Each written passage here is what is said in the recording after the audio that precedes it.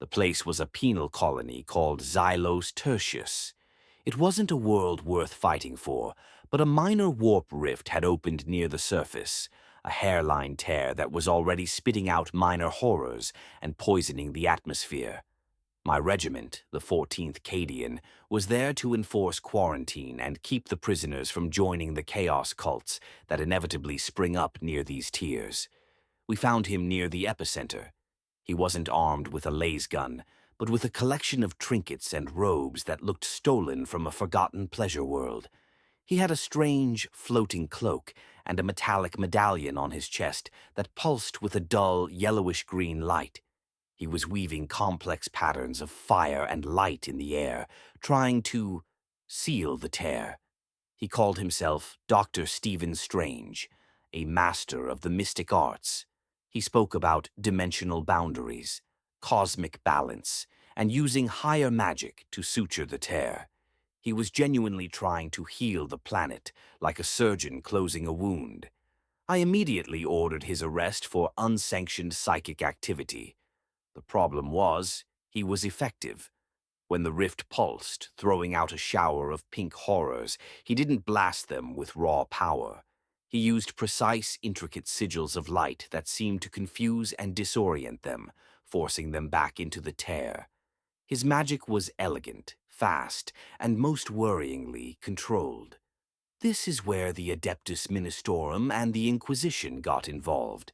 Specifically, the Ordo Hereticus, backed up by the Apothecarian. Not just medics, but those tasked with purity of flesh and spirit. They didn't see an ally. They saw a blatant, self-taught witch practicing forbidden arts outside of the Imperial sanction. Inquisitor Volkov arrived with 2 stern apothecaries, their chain blades ready. Volkov listened to Strange's explanation of tapping into different dimensions and protecting the realm from dark forces. Volkov simply pointed to the medallion, the Eye of Agamotto. A foreign artifact of unknown origin, Volkov stated, his voice a dry rasp. Your entire methodology is based on non-imperial doctrine. You speak of dimensions, not the Empyrean. You speak of magic, not the Emperor's holy psychic gift. Therefore, you are a sorcerer, and sorcery is heresy. Strange tried to reason. He showed them how he could manipulate the small tier, how he could reverse the flow of energy, even freeze time around the wound temporarily using the eye. He was trying to prove his method was safe, predictable, and beneficial. That act, freezing a small section of time, was his greatest mistake. The apothecaries didn't see a miracle. They saw an unsanctioned manipulation of the continuum, a direct challenge to the Emperor's divine control over reality. If a man can control time, he can undo the works of the Imperium. That is power they cannot allow to exist. He tried to explain the concept of balance, that he was maintaining equilibrium between realities. Volkov scoffed. Balance? There is only one balance, total submission to the Emperor. Everything else is the scale tipping towards damnation. The Inquisition tried to capture him.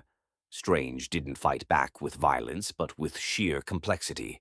He wove a maze of mirror images and energy shields. He was trying to non-lethally restrain them, using his power to protect both himself and them from harm. His moral code was holding him back. The apothecaries, seeing his reluctance to use deadly force, interpreted it as an admission of weakness. They charged. Their chain blades were useless against his magical shields, but they didn't need to hurt him physically. They needed to destroy his tools. One apothecary, Brother Lysius, didn't aim for the man. He aimed for the Eye of Agamotto. He knew that the source of the sorcerer's power was the most vital part of the ritual.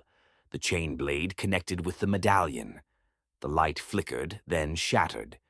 The moment the eye was destroyed, Strange's control vanished. The warp rift, which he had been holding in check with sheer mental and mystical effort, erupted. The pink horrors he had been holding back surged out, along with something much larger, something with horns and a whip.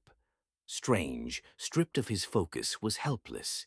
He was trying to reform the mystical wards with his hands, but the demon didn't care about wards. It saw a powerful, unguarded soul. The Inquisitor and the Apothecaries, suddenly facing a full-scale demonic incursion, turned their attention to the real fight. Strange, the man who wanted to heal the planet, was left screaming as the demon dragged his soul into the rift. We glassed the planet shortly after. Total exterminatus. I learned that day that no matter how pure your intentions, no matter how powerful your method, if the Imperium cannot control it, it will destroy it. Strange was too good, too controlled, too full of dangerous knowledge. He tried to save the world with a stitch. The Imperium saves the galaxy with a blast. It's not about curing the sickness. It's about annihilating the source. Always.